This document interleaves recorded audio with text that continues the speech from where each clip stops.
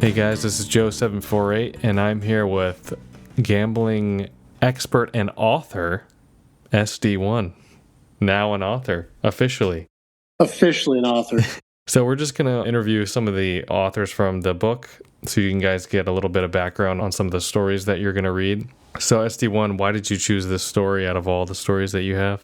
Well, it's obviously got a little bit of a star component, but also it's legitimately, other than like when I first started and was a little nervous about back-offs, it's the only time in my professional gambling career that I was legitimately nervous and sincerely scared for my life in a way. So for those who haven't read the story yet, can you give us just a little quick summary of what the story was? Yeah, so I was in Vegas and going to one of the quintessential card counting casinos in Vegas, one that a lot of times gives you time. And I felt really confident in how I behave at tables. So, I just went to the high limit room and intended on just play all strategy, sit down, put my feet up, and see how long I could last. And when I got in there, I just had noticed a guy at the table, and he was surrounded by three big dudes. One of them was a little more fat than muscular. Two of them were very muscular, but they're all big. And then this very small woman with him. And I looked to the right, and I wanted to play double deck at the time. The 6-deck table didn't even have a dealer at it, and the other double deck table was reserved. So I'm like, all right, well, I'm going to join this guy's game because I noticed that he's the only one playing. So I walk up and I noticed that nothing was happening at the table. Like there was no action. They were just sitting there. And I'm like, okay, this is weird. So I said, hey, man, are you playing and can I join? And he didn't really even look at me. He kind of just tilted his head sideways and said, I'm betting a lot of money. I prefer to play by myself. And I was like, okay, cool. I respect that. And he pointed out the table next to him that was empty. And I said, well, that one's reserved. And he said, no, it's reserved by me. And he nods to the dealer and said, he's cool. And I was like, all right, heads up. This guy's obviously playing a lot. And then right when I started walking away, they came in for a chip fill. And I saw chips that I had never seen before. I didn't recognize the colors. And I'm like, what the heck? And when they start taking them out and doing all the procedures to count how much is being exchanged to the table from the cage, I noticed that they're $25,000 chips. Oh, God. Do you remember what color those were? Man, I thought about that the other day. I want to say that they had yellow in them. Solid gold chips. Yeah, right. I honestly don't remember. Also, fun fact, I'm colorblind, so it's probably not even worth it. Don't get us started on that colorblind. Right. It can be very confusing. What was the minimum bet that the guy was playing at the first table? Do you remember what the minimum was? What he was betting? Yeah. Like, was it $100 min, 500 min, or? Oh, you mean the min at the table? Yeah. You know what? I didn't even pay attention to that. Like, so you're wondering if he possibly upped the limit to the table or something like that? Yeah, I did not even pay attention to that at all. But later in the story, I play with him, and I'm betting two hands of 100. So yeah, it was probably like just a standard table, and he just had the authority to say nobody can play. So anyway, I'm like, wow, that's a lot of money. And to myself, I say, there is probably a very small chance that I am being looked at if this guy's swinging so big, for the non-pros out there, one dealer mistake is very costly for the house. Yeah. So I'm guessing that the 2-3 people in surveillance have all eyes on that table, unless one of them has to peel their eyes away. So I sit down at the end of the table. I start playing. Everything's fine. And I mentioned to the dealer, so, is that a regular over there? Pretty big player, whatever. And she nods. And then the guy ends up looking over at me. And I realize, holy crap, that's Dana White. And I'm like, is that Dana White?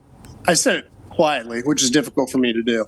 And she looks at me and says no out loud, but kind of nods her head up and down. And I'm like, okay, cool.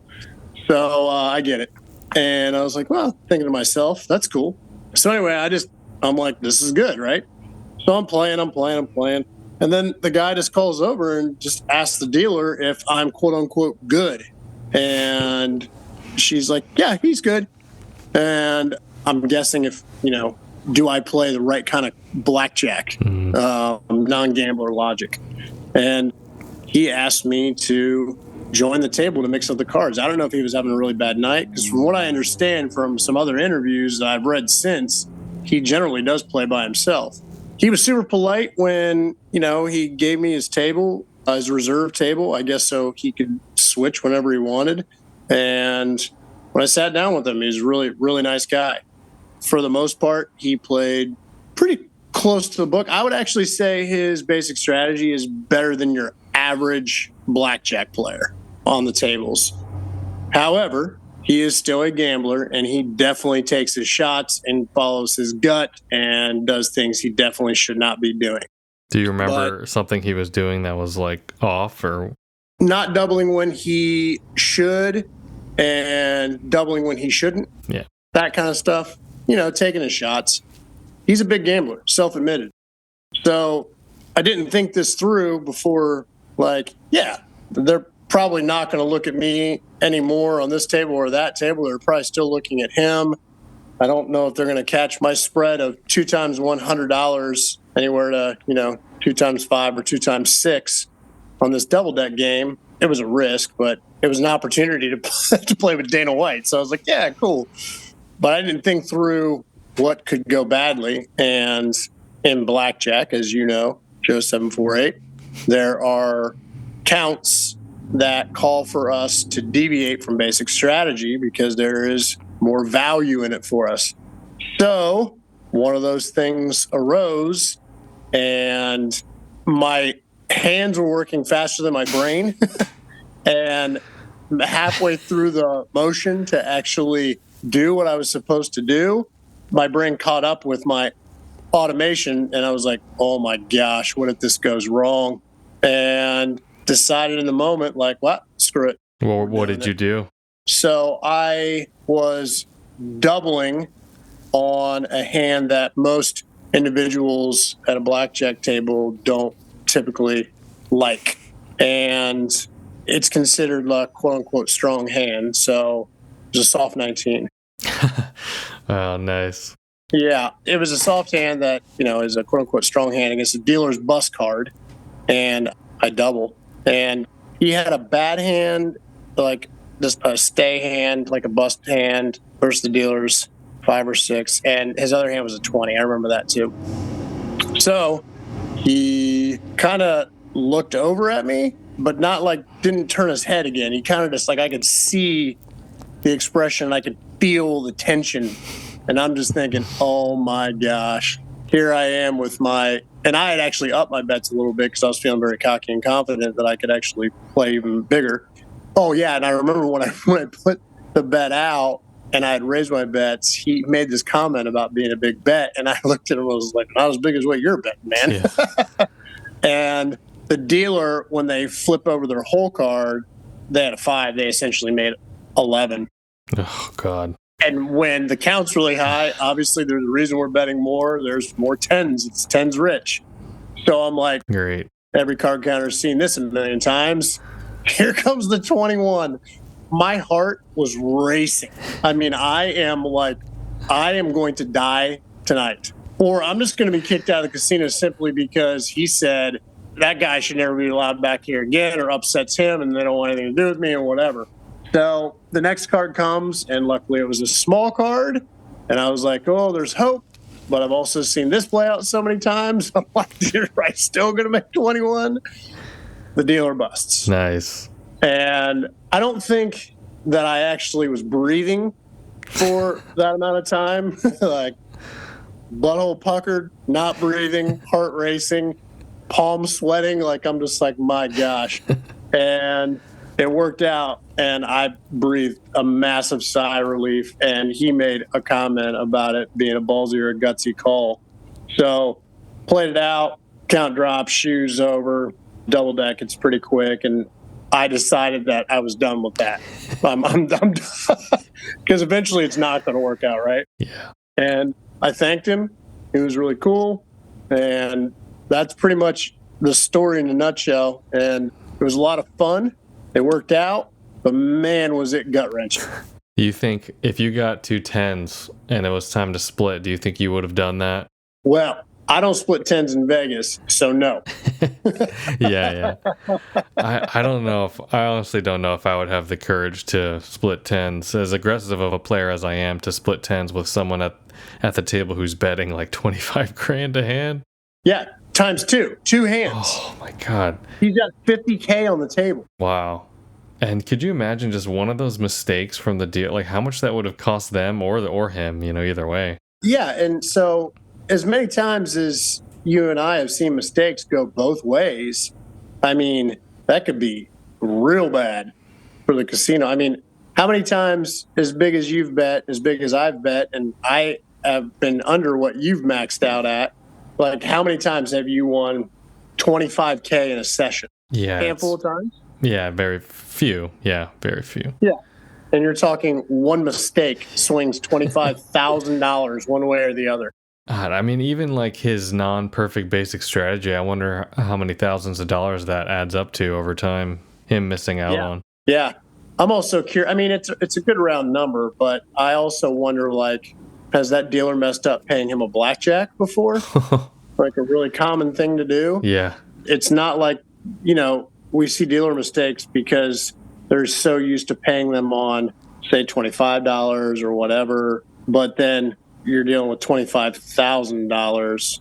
It seems like it's not a common thing for them. So I wonder if that dealer's nervous as crap. I know. Yeah, you would think. I mean, I would be.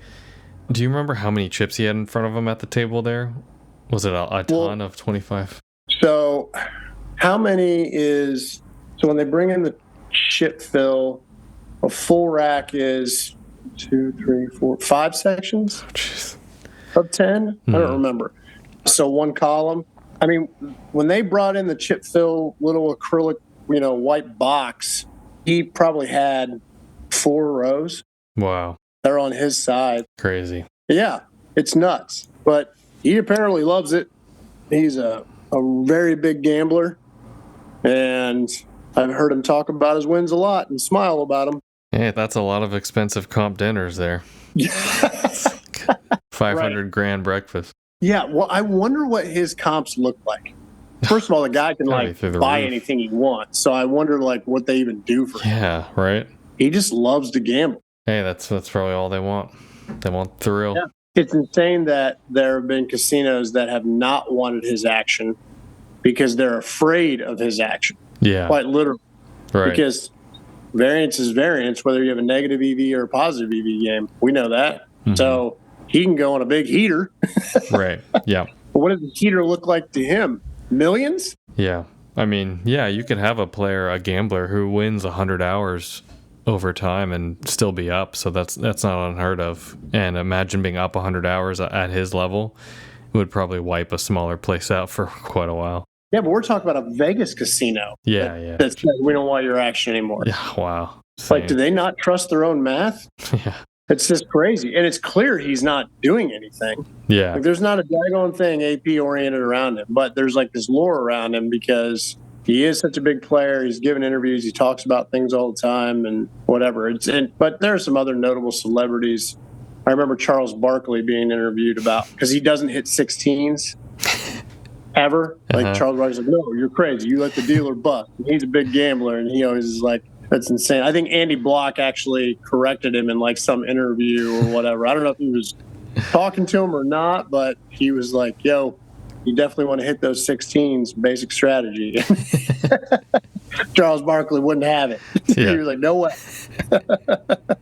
Cool. Thanks, SD1, for giving us your background and your story. I'm really excited for people to read your story and everyone else's story in the book. Up next, we're going to have some more interviews with other authors from the book, and we'll catch you then. Hey, this is Colin, and I'm here with Joanna. How are you doing today?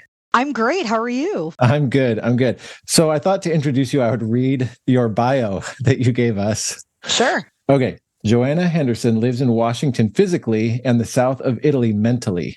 She attends magic school twice a year. She and her husband have produced 3 actual offspring who don't know about the blackjack life she leads and continue to think that their mom is very lame. Yeah, that's pretty accurate and sums it all up. Did you write that? Yeah. Okay. I thought that was great. I got a kick out of that. And just so you know, my kids know about my blackjack exploits and they still think I'm lame. So. Oh, okay. So telling them doesn't really make it any better. Are you planning on telling them at some point? Yeah, I have to. It's such a big part of my life, but I think right now they would have no concept at all. Fair enough. It'll probably blow their minds when they find out. Okay, so I wanted to talk to you because your story is so captivating. I thought we could try to actually, is there anything else you can tell people about your history with blackjack?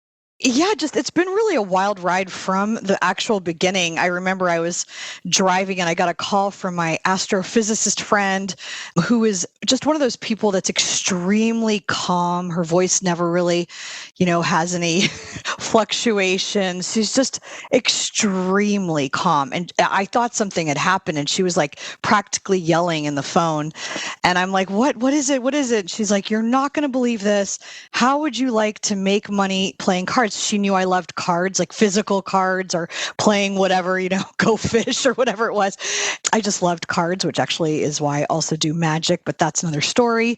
But anyway, so she started freaking out that her roommate always had a ton of cash laying around. I mean, wads, right? And so she eventually confronted him. She was in grad school at the time. And she said, hey, are you a drug dealer? I'm definitely summarizing this. And, he's like, no, I play blackjack. And actually we're hiring and, we're recruiting new people.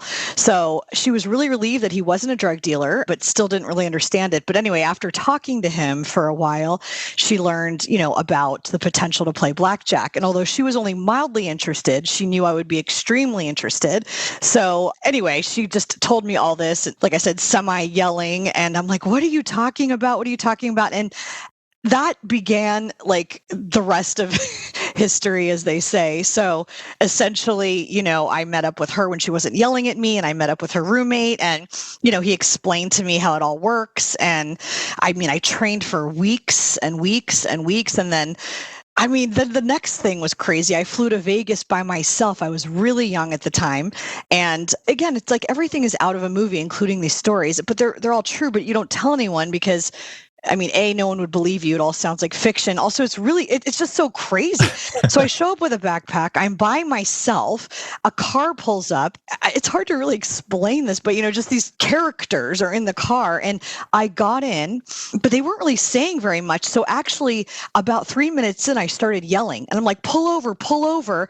And they pull over, and I end up like getting out of the car and running. And then one of the guys is like, hey, where are you going? Because I thought I got in the wrong car because they weren't really saying anything. They were picking me up to take me to where I could test for this, so-called team. And I started running down, the street. They're like, where are you headed? I'm like, well, who are you? They're like, what do you mean, who are we? It was just so weird from the beginning. So I eventually get to this place and, just started testing, and it was days of testing and really intense tests. So you know how it goes, but that led me to blackjack.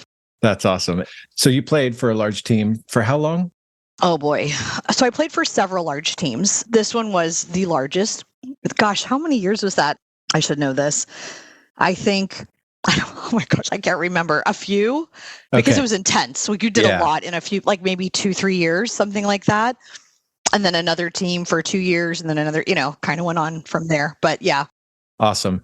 So did this story happen when you were part of one of those larger teams or after when you were playing? No, in between the teams, but I was playing like with just some members of the teams together. We kind of formed our own, like in between to make, until we got onto a bigger team. So yeah, we were just playing our own thing.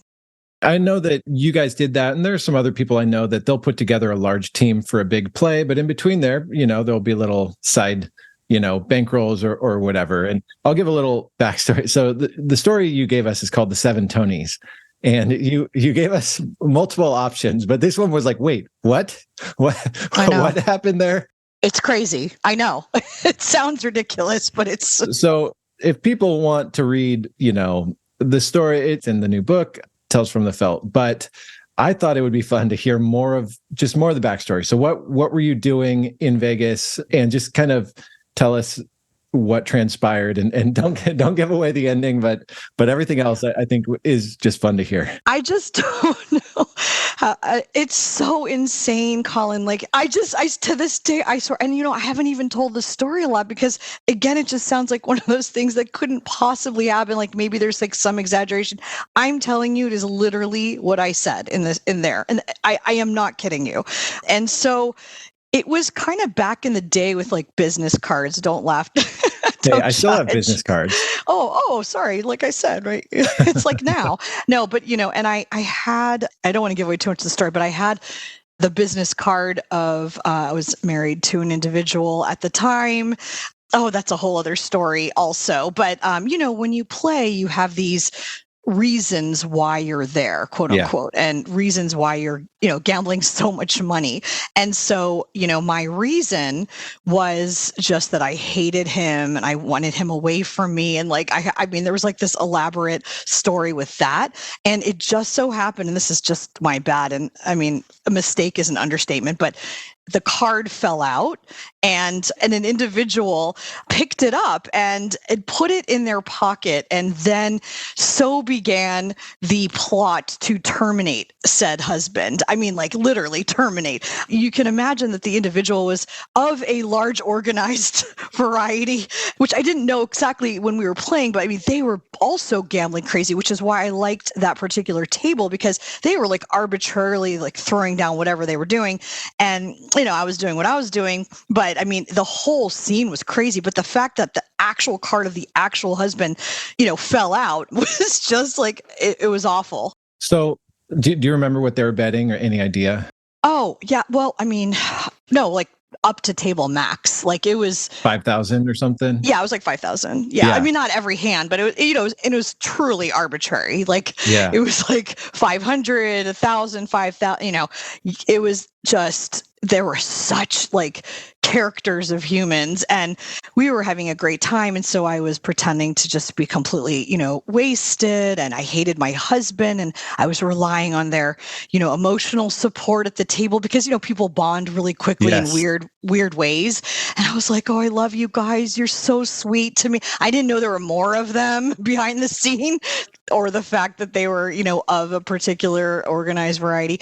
And like side note, obviously Vegas is for big conferences too. So my husband at the time was there for a chiropractic conference, which is why I had the business cards because, he was at a conference. I just happened to have one. And the problem is once that got out of my hands, the whole thing now became how to get it back. Yeah. Because I mean, I had this whole story and they, I was young at the time and they were going to help me. They were going to save me from my horrible, marriage situation. But it became really critical that I did something about that. And so the story in your book is like how I went about getting that card back, because asking them obviously wasn't going to work. So, because I mean, I tried them like, oh, no, let me. And you're like, nope, they were just shaking their heads. So it was pretty crazy. So you're playing high stakes and these, was it 2-3 guys at the table with you that are their buddies and they're betting 500 to 5,000. Yeah. And your explanation for why you're betting, maybe a couple hands of 1,000, 2,000, something like that. Your explanation is, my douchebag husband's money and I'm spending it all because I don't care about him and he needs to die and all the whole thing. But in the middle of that, your real life husband's business card falls out of your pocket. Yeah, exactly. That's what's crazy. Yeah, they get it. They get it. It's just crazy. You know what I mean? Like how it all came to be. And like, of course, my story was getting more and more detailed about how he just needs to, if he could just disappear, my life would be so much better. And, I'm like gambling all this. I mean, it worked great for the play, but then, oh my God, they took it seriously. And then I was just like, I couldn't undo it very easily. But I definitely did some extreme things after that. Not that first part wasn't extreme, but So you went with them. How did that go? Well, so how much of the story do you want me to give So away? I mean, I don't want you to give away the ending, but it's called the Seven Tonys for a reason. You can tell. That's the other thing too. Like, and then yes, I did follow them. This was actually at the the Venetian, which is crazy.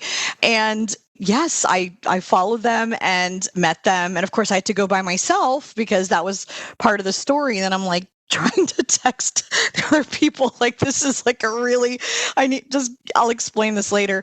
But if you don't hear from me in like an hour, come find me kind of thing. And it was crazy because, each of them introduced themselves and it was like, that was part of what was out of them. It was like, how much do you want me to tell? Do you want me to tell the part about the bath? Okay, so they were all in bathrobes. This is where at their hotel room they had a exactly. big suite. So I should point out that one of the people at the table was in a bathrobe. So like at the table? At the table. Yeah. So it was, which I thought was also really funny because, but you think like, who was that guy? Hugh Hefner was in pajamas. So this guy was in a bathrobe, but you don't then think that every other person is in a bathrobe. And like, I can't remember if it was like a Venetian bathrobe or a bath, but they all had bathrobes and they introduced themselves like as if they had rehearsed this particular scenario. Like, hey, I'm Tony.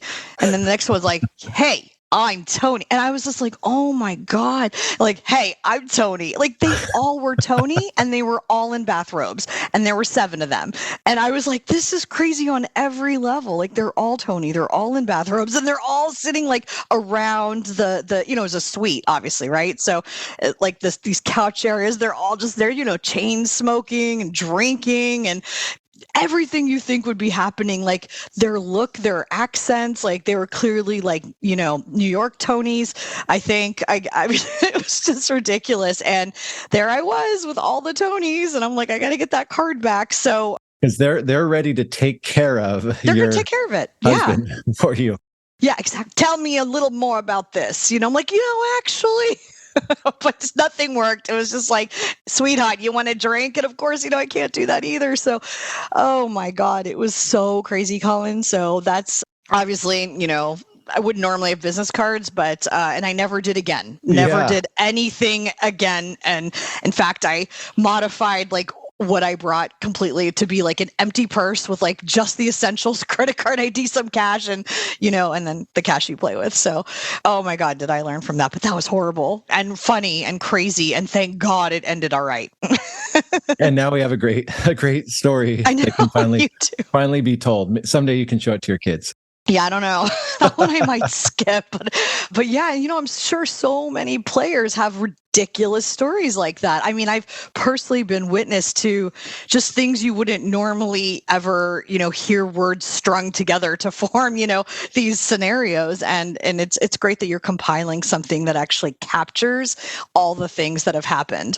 Yeah, it's been fun. Like Tommy Highland had some story I'd never heard of him playing with a congressman and how it kind of changed legislation in Atlantic City because this congressman didn't believe that the casinos were treating card counters the way that Tommy was describing it. And so Tommy's like, well, come with me to the casino in disguise, and like everything you would expect happens. No way. With a congressman. That's insane. Yeah. So I mean, it's like, oh, I didn't know that story. I'd never heard it, but it's been fun, these stories coming out.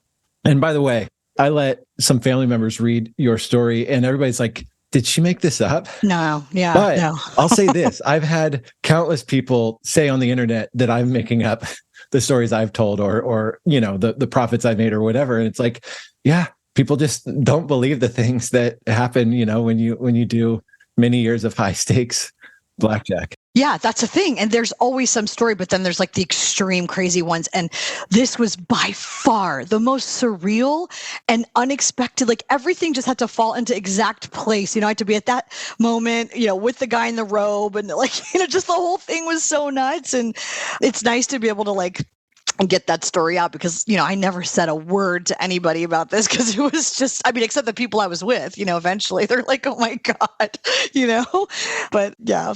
Well, thank you again for sharing your story for charity, and I know people are going to enjoy reading it.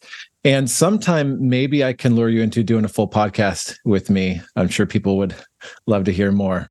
I love that. You did a Gambling with an Edge a few years ago. Is that correct? Oh, yeah, I did. Yeah. I did So people one. can find that. You were probably in town for our big annual gathering.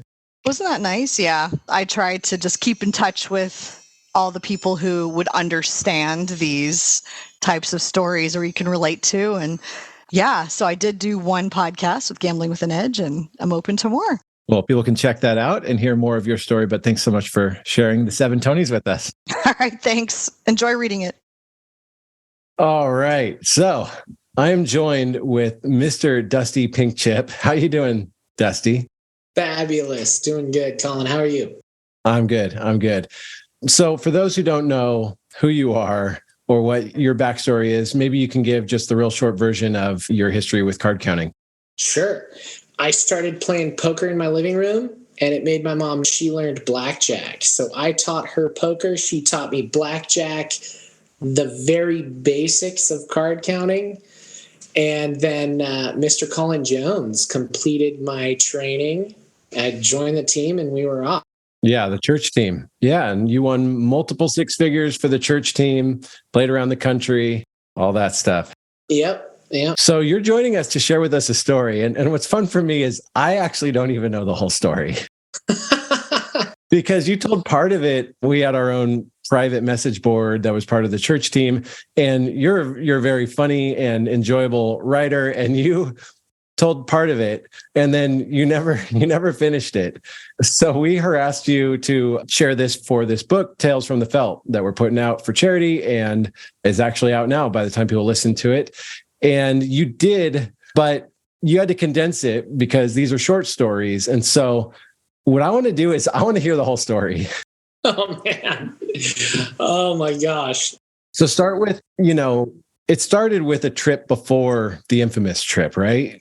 How you got this money? Yeah. So the crazy thing is this story, I think I ended up calling it Return from That Hideous Plane or Universe, is actually the third part of an epic called Desperation Parts 1, 2, and 3. So in that previous, I had part 1 is I left 20 grand in a hotel bed table or nightstand and had to go back for it on a subsequent trip, like a month later after the FBI was done doing whatever they were doing with it. So I had to go back to this place I'd already burned down and try to make money on this trip, getting this money back, and couldn't. So I had to drive 7 hours up to Fresno. Luckily found this whale of a casino up there. And that's kind of the story part 2 of this epic, where I ended up being so desperate to make hours that I ended up playing like 23 hours in a day, winning a ton of money. So how much did you win? It gets fuzzy because I kept tapping that piñata for a long time. And I know my biggest win there was like 90 grand. Yeah. I'm not sure that it was that trip. So, but I had won like at least 60 grand this trip. So I was just like cargo pockets full through the airport. So basically at this casino, someone had used the casino to launder their money and they cashed out clean money. And then the casino was holding on to 60 grand or some percentage of the 60 grand was marked bills. The detective had asked me, like, have you like seen that much marked money before? Like, why wasn't that weird to you? And I'm like, dude, when you've seen as many $100 bills as I've seen, they all look the same. And he was like, yep, it made sense to him, but it totally didn't. It just went right past my radar. I was like, whatever, that's money. I think it's real. And you probably cashed out. I'm assuming you bought in something. Maybe you cash out 80 grand or something like that. Yeah, at least. Yeah. That was crazy. So you have all these marked bills, but you don't know. You don't realize it. You're completely unaware that all this cash Well, I don't care.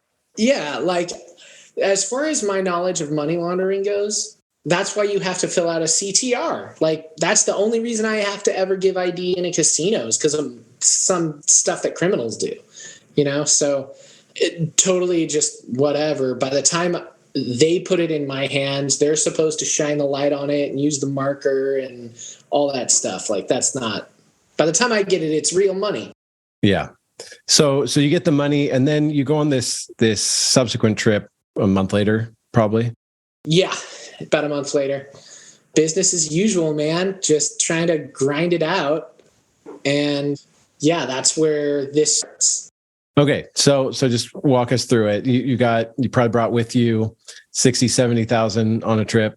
Yep. I think I usually took like 80 and struggled to leave the hotel room as always, man. Something good was on TV. My wife and kid were there. And by the time I got out there and was hitting the tables, I didn't notice anything odd until it was going down. You start playing, you get invited up to the high limit room after a bit. Mm-hmm. And where did things go from there? So then I get the usual tap on the shoulder, hey, you need to grab your chips and come with me. And I'm like, okay, cool. Well, that's how long that lasted. I didn't expect it to last forever. I always hope it does, but I know it's not gonna. And then we walk over, and it feels a little like maybe this is this guy's first back off, like he seems nervous for some reason. And by the time I'm suspicious, I can look at the security guards' badges and realize like, oh, these guys who've been watching me, I thought they were security guards. These are cops, and something weird's going down. How much do you want me to tell? Keep going. Yeah. Let's hear the full story. Maybe I'll try to focus on the parts that didn't make it in. Sure. So there was a lot of like just waiting. I get down to the bowels of the casino, and like, as far as I know, it's a usual back off, but with cops. Sounds fun. And then it gets less fun when they reveal to me why I'm there. I tried never to like volunteer any information if I can avoid it. So almost like with you, where I'm like, you got to ask me, dude. Like, what do you want to know? Because I don't want to give away anything that they're not looking for. So when they ask me why I'm there, I'm like, or if I know why I'm there, I'm like, what? Nope. Maybe I might know. But then they let me know why I'm there. And I'm like, oh, bummer. This is way worse than any back off situation. Like, this is not just me having fun in a back room with casino security, seeing if I can get the young guys to giggle to the chagrin of the old guy who's taking this real serious. Is cops, like, and they think I've done a crime. Yeah. Bad news, And then they can't prove to themselves that I didn't. So I end up having to spend the night in jail while they wait for the FBI to open at 9 a.m. because they want to photograph every single serial number. Wow. And I don't know if they photographed both sides of every bill, but like, we're talking like 80 grand at least is a lot of photos. And then they're going to fax that to the FBI. And the minute the FBI opens and looks at it, they're like, oh, you got to cut that guy loose. We got nothing on him. Like, they don't care. They're like, what are you doing? Finally, I talked to the detective like in the morning. So I was in jail all night. I got to talk to the detective, and he kind of let me know where I was at. After I told him, made like an official statement, he was like, yeah, the FBI, we sent them all these pictures, and they're like, do you have any evidence that he committed a crime? And they're like, well, look at all the money. That's what police department's answer was. And the FBI was like, yeah, but do you have any evidence that he committed a crime? And they're like, the money? No. So they had to let me go because I didn't do anything wrong. But it was cool, actually. The detective was a really cool guy. Another thing that's not in the story is what was going on with my wife and my child at the time, which I wouldn't find out until I was released from jail, and they came and picked me up. So at some point, the lieutenant, who had been described to me as the most powerful man in the city right now, because I guess the mayor was asleep or something. They said that to you? This is the most powerful man in the city. Yeah, one of the cops, when I'm in a room with like a bunch of like 6 cops and a couple of casino security and all that, they're like, it was probably one of the times I was trying to pee. He's like, this is like the most powerful man in the city right now. All right, cool, whatever. But he and the detective went to my hotel room. I told him where it was. I told him my wife was in town. They went to question her. And I'm glad of that because they wouldn't let me talk to her. They wouldn't let me call her. So she got to find out by opening the door to a couple of official-looking gentlemen that I was in jail and that the casino was going to impound my car if she didn't go pick it up. And they took a little statement from her and then left my wife in the hotel told me at 2 a.m. to go pick up her car. Wow. Except the detective came back and was like, hey, do you need a ride? Oh, that's cool. Yeah, it was super cool. So he, she's like loading up the car seat in the back of his car and he brought her to the casino. She picked up my car. I thought that was kind of a douche move, frankly, that the casino was just going to impound my car. Yes. I hadn't let the casino staff know what was going on. I strategically gave information to cops, and then I was told that they were banning me from the casino by a cop. And I'm like, you didn't tell them what I told you, did you?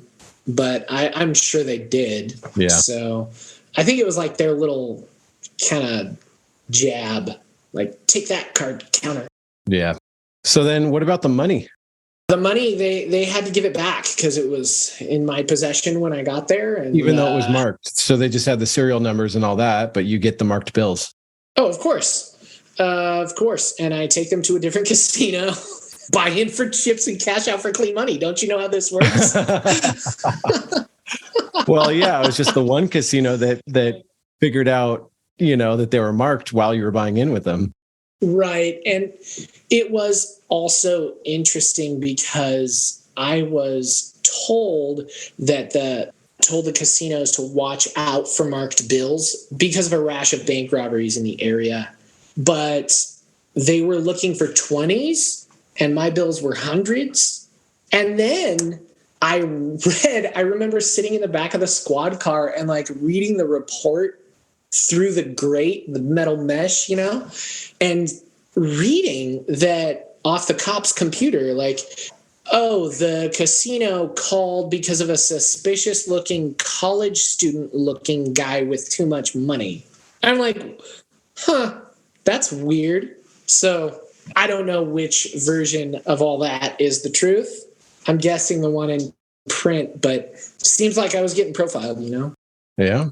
Maybe there aren't a lot of young millionaires, I guess. Oh, there are. But that was definitely the vibe I always tried to give off in the casino, like hedge fund money, burning a hole in my pocket. Yeah, totally. So is that your only arrest? I'm going to go with no comment. Awesome. But I will say my biggest regret from that was I really had to pee in the back of the squad car really bad. And I told the guy I got to go to the bathroom. This was before we left the casino to go to jail. I sat in the alley for like 45 minutes or something. I'm like, dude, can I go? And he's like, nah, not right now. They're busy, So I'm like, well, this whole back seat area is all hard plastic for the purpose of hosing it out. Can I just go over there on that side of the squad car? He's like, you don't want to because you're going to be wearing those shorts all night. And I'm like, oh, I don't plan on getting my shorts wet. I'm just going to get my hands in front and then go on that side of the car. And he's like, that's when he said, no, that's resisting arrest. So I really wish at this time that I would have just pissed my pants. It's the only time in my life that I can say I wish I would have, but didn't. You might have been regretting it at like 5 a.m. Yeah. And who might else have been regretting it is everybody in the freaking drunk tank with me. That would have been rough. Was that your worst blackjack trip ever? I'm going to go with yes. Yeah. But then after that, you still got hours in? Yeah, rent was still due. I still owed people money. So I wanted to quit, but then, life didn't stop. Life came back to normal. So, yeah, it was an experience. Well, I'm glad to finally hear the full version of the story. Thanks for sharing it with the book. Yeah, man. It's one of the only arrest stories in the book, but not the only. Oh, yeah. Nice. So you can Right. you can enjoy the others. So yeah, there's something about the way casinos react, and I guess it wasn't because you're counting cards; it was legitimate. Like, oh, you've got stolen bills, but something about casinos, they just flip out and overreact and make a mountain out of a molehill. Yeah, it's weird. So you ever get the bug to play anymore? Once in a while. I can't remember the last time I played. It was within the last probably 3 or 4 years. Yeah. I do. I think about it. Think about buying an RV and just hitting the road with the family, Right on. Cool. Well, thanks for sharing the story with us. And thanks for all of the videos and podcasts you've done. People love hearing your stories. And I love hearing your stories. Awesome. Glad to share. Thanks for having me. Yeah. And people can catch the book, Tales from the Felt, out now on Blackjack Apprenticeship. 21 stories from 21 Blackjack professionals with custom illustrations for each one, all for charity.